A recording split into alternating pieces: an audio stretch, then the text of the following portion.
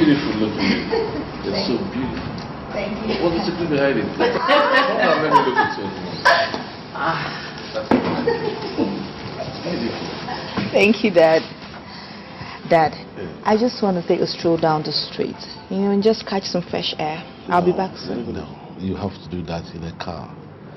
Perhaps one of the reasons why we criticize some of our movies is because some movie directors and producers want to manage resources and therefore ignore elements meant to be considered before movie production. It's also important to know that many elements are to be factored before production, but for today's feature, we will lay our hands on costuming in films.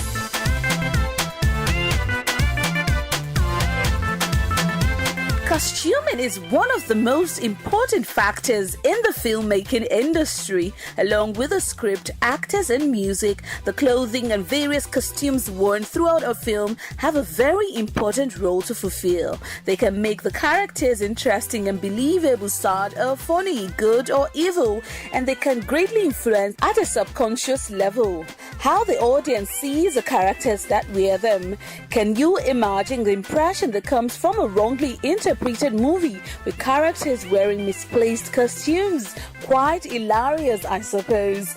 Costumes are not random clothes, as they are either carefully selected or designed and involve the fabrication of the clothing for the overall appearance of a character or performer. Costume design should not be confused with costume coordination, which merely involves altering existing clothing, although both create stage clothes.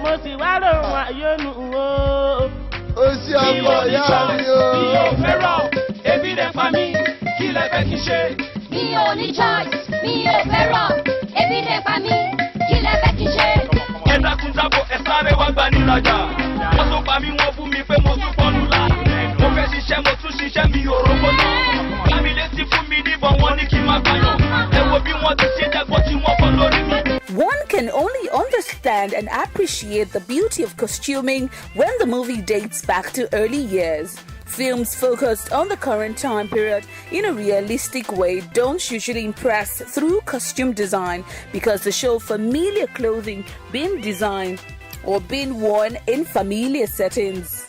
One should be giving a closer look at films that step aside from common convention and create characters whose images are deeply shaped by what they wear.